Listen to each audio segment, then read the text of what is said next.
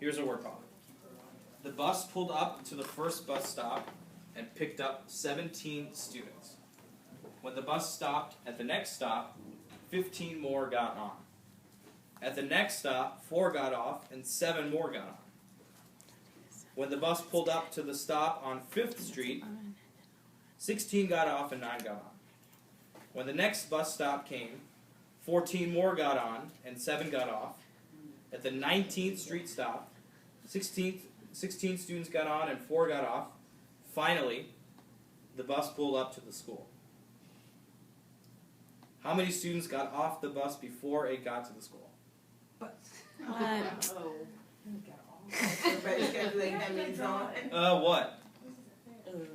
Did I ask the wrong question? Yeah.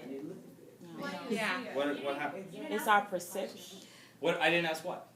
How many are, you didn't ask, but we were. What you were expecting me to Yeah. ask? Yeah. Right. It's our perception. Okay. How many are still? What else was difficult or kind of ridiculous about that question? You're telling me the number of the bus stop. Super long, right? And you were trying to keep a lot of stuff in your head. There was also irrelevant information. You didn't need to know it was 5th Street and 19th Street, right? So, I read this problem to you to highlight a concept that fluency is based off of, which is called working memory, right? It's the finite amount of storage space that we have in our brains to keep information that we need later, right?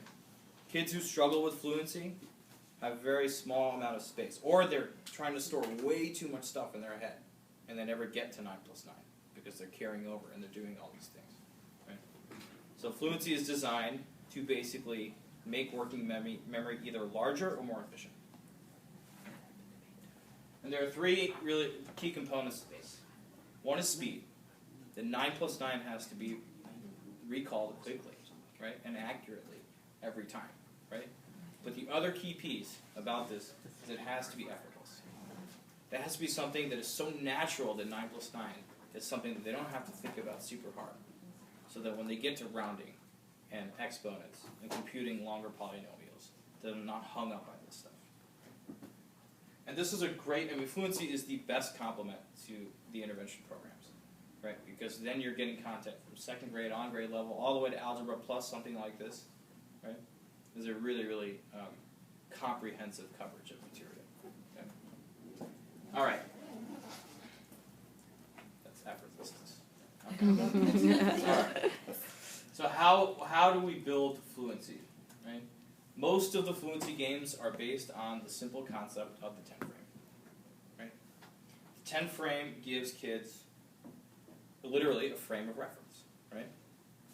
2, 1, 2, 5, and then here's the key piece, right? That 5 becomes a pivot point for their understanding of numbers. That 7 is not just 7 now, it's 2 more than 5. It's 3 less than 10.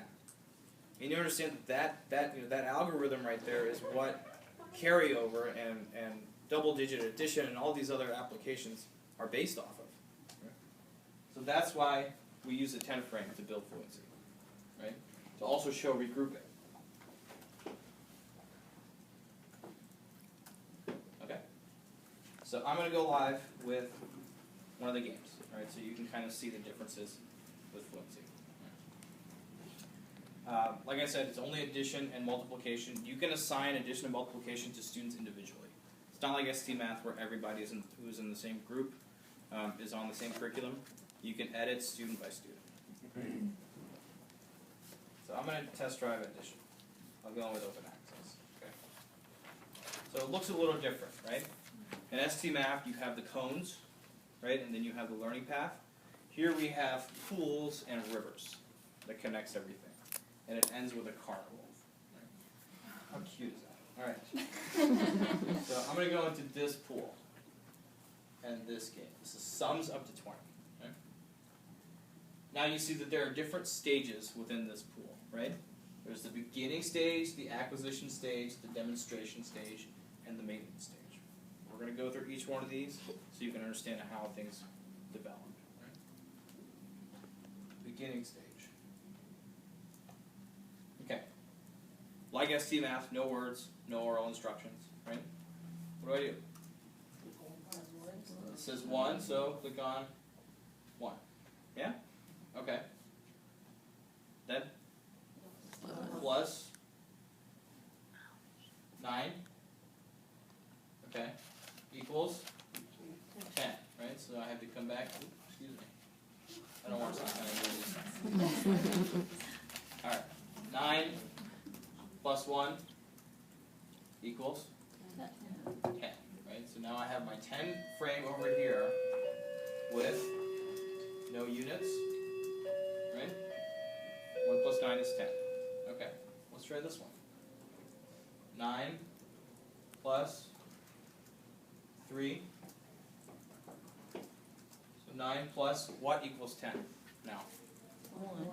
1, right? 10 plus 2 equals 12, right? So 10 frame, 1, 2. You see the 5 here? You see how it's it's delineated as a 5, right? So that when kids are counting up, they're going to go past 5, 1, 2, 3 to get to 6, 7, 8. That's how we build that understanding. Let's try this one. 9 plus 6. 9 plus what is 10? 1. 10 plus 5 equals? The faster I go, the more flames I get. Notice the flames? Speed and accuracy. Okay? That's the beginning stage. Alright. Oh, and now, okay, actually I'm going to